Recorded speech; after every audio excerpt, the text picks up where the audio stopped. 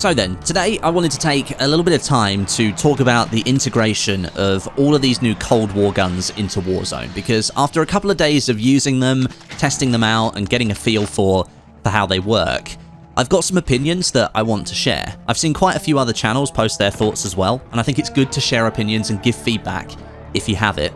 So this video serves as that on this topic. And make sure you share your opinions in the comments as well, because I'm really interested to know what you think of this situation. So to start things off, my overarching feeling is that the weapons integration hasn't been the success I think it could have been, and there are several areas where I think that Treyarch and the Raven teams, they can improve the balance of these new guns against the existing Modern Warfare weapons that are already in Warzone.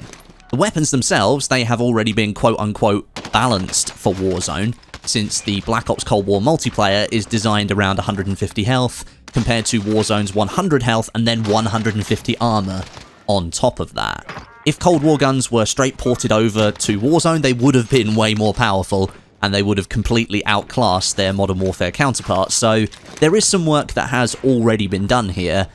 But that work, in my opinion, has actually led to the Cold War guns feeling somewhat hamstrung against the Modern Warfare ones. It's almost like Treyarch and Raven, they went too far.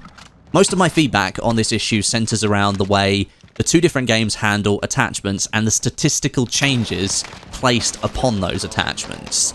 Modern Warfare and Black Ops Cold War, they both use similar gunsmith-style customization systems, but the attachments themselves, they end up affecting the guns in different ways. They don't mirror each other, and that creates a distinct difference between the Modern Warfare guns and the Black Ops Cold War guns. Not only does that mean you essentially have two pools of weapons working in different ways in one single game, Warzone, you also create a disconnect for the player that's trying to use those two different groups of weapons. Why doesn't a suppressor on my Modern Warfare gun work the same way as a suppressor on my Black Ops Cold War gun? They're both here in Warzone together, so why do the two attachments work completely differently? That's a major issue in my eyes. If a player cannot quickly understand why their weapon is or is not performing the way they expect it to, that's going to lead to quite a bit of frustration. And you don't want frustration with your weapons in a first-person shooter where 99.9% of the time you are expecting to be running around with a weapon in your hands. It's not great. So let's start with probably the most obvious issue, one of the attachment groups, the suppressors. And more importantly here, the monolithic suppressor. Since Warzone launched, the monolithic suppressor for Modern Warfare guns has existed as a way to not only conceal your location on the minimap whilst you're firing, because it's a suppressor, and that's what suppressors do in video games, but also it's a way of increasing your damage range and your bullet velocity. Since Warzone gunfights are generally over much greater distances than standard multiplayer, these increases do help quite a bit. However, the Black Ops Cold War guns, they don't possess a similar suppressor attachment that does the same thing. The suppressors on Cold War guns, they keep you off the minimap, which is great, that's the same, but they don't apply a damage range or bullet velocity increase like the Modern Warfare guns. So for example, the agency suppressor here on the Krig, that gives you sound suppression, and it even gives you some vertical recoil decreases thanks to its overall weight. But it actually reduces your damage range and bullet velocity, working directly against the balance model of Warzone that exists for the monolithic suppressor. The standard suppressor does the same. It reduces those two stats, the bullet velocity and the damage range. So this means for any Black Ops Cold War weapons that you want to use in Warzone, if you add a suppressor to them, they will not work in the same way that a Modern Warfare weapon would if you added a suppressor. In this situation right now, in Warzone gunfights, with a Cold War gun, you'd be better off not equipping a suppressor, and you'd be preserving your damage range and your bullet velocity. But in doing so, you'll be revealing your position on the minimap every single time you fire, and that's something that you don't have to contend with if you're using a Modern Warfare weapon and you equip the monolithic suppressor. The attachments between the Cold War weapons and the Modern Warfare weapons, they aren't working on the same path. And right now, this leads to Cold War weapons, in my opinion, being vastly inferior to the Modern Warfare ones in almost every Warzone scenario. There's very little reason to choose any of the Cold War guns because they're not balanced to fit in with the current Warzone balance model. Another example here is the laser sights. Both Modern Warfare and Black Ops Cold War guns, they feature laser sight options for Warzone. But again, they appear to be working in almost completely opposite directions. For example, hipfire accuracy increases. They appear to be consistent across the two sets of guns. For the 1mW laser, which is called the steady aim laser on Cold War guns, and the 5mW laser, which is known as the same thing on Cold War guns. But the TAC laser for Modern Warfare guns, that reduces your ADS time, and it reduces the time it takes for you to go from sprinting to firing your gun. Now, the similar attachment for Cold War is the Ember sighting point.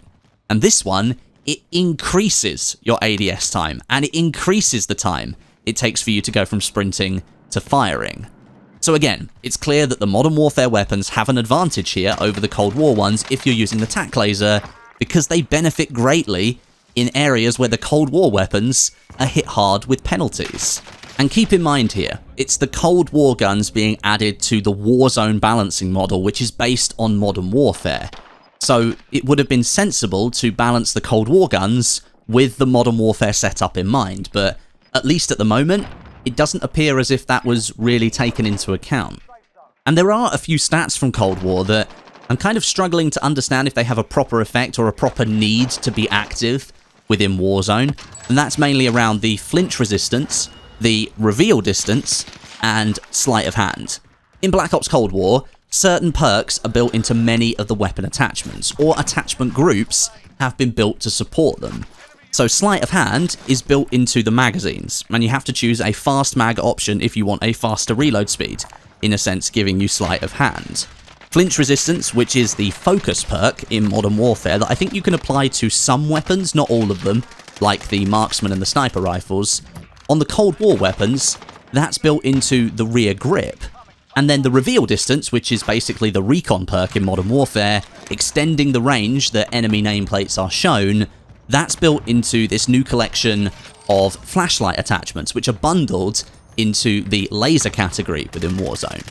By having fast mag options for Cold War weapons, building a perk into another attachment slot, you're essentially giving players two attachments in the space of one. And that's fine, because there are some Modern Warfare guns that already do this. The Romanian barrel on the AK-47 comes to mind. That is a long, heavy barrel, but it also has an integrated underbarrel grip on it. But importantly, this effect, this sleight of hand fast mags, that can be applied to every Black Ops Cold War gun, all plus 30 of them, whereas this effect is only active on a few Modern Warfare guns. It just doesn't seem particularly well thought out. Then there's the flinch resistance. I don't really know if this is even working in Warzone for the Cold War weapons, but if it is, once again, you'd be at a disadvantage for not taking a grip that features some flinch resistance, especially if the flinch resistance reduction is as high as it is in Cold War multiplayer. I think the jungle grip, it reduces flinch by about 80%, which is mental. And then if that has directly crossed over into Warzone, well, you'd have a very stable gun if you were being shot at, whereas other players maybe using a Modern Warfare weapon, they wouldn't. Again, this doesn't feel very well thought out. And then for the reveal distance, well, no one I know is really using the recon perk for Warzone, so I don't see why you'd bother having a flashlight on your gun if you pick a Cold War weapon. You'd be just better off taking a more important attachment, I think. Visibility is generally quite good in Warzone, unless you're in a really dark building and you're using the rose skin, and if that's you, I totally despise you. So then, with all of these balance issues that we have here, I think there's just one solution that clearly stands out as the most desirable one. Take the Cold War guns that have just been added to Warzone and rebalance them to fit properly into the Warzone balancing model, which is based on Modern Warfare. Right now, the Cold War guns and the Modern Warfare guns, they're essentially working against each other. The attachments don't do the same thing, and that creates a disconnect for the player. The guns don't perform the way you expect them to because you've been used to Warzone for so long. Now you've got 30 new guns and they perform differently. It doesn't really feel that great. And even though they possess almost the same attachment options, they just perform differently. Like, for example, the Modern Warfare MP5 collapsible stock does not apply the same benefits and the same drawbacks as the Cold War MP5 collapsible stock, even though they look almost identical. It makes no sense. And at the moment, considering all the new guns added in general, the new guns just aren't as good as the established Modern Warfare ones. And this means not only will the meta of Warzone largely remain the same, but the Cold War guns being added is somewhat of a disappointment. 30 new guns is really cool, especially for an update free for Warzone. That's fantastic. That's a bunch new content for us to use. But if there's no reason to pick any of those new guns over the current ones, then, well, what was the point of adding them? But there you go, that's my thoughts on it. Thanks very much for watching. Let me know what you think in the comments, leave your opinions, and share this video with your friends. Get them to weigh in on the conversation. If you like the video, drop it a like, that would be amazing. And I'll catch you all in the next one.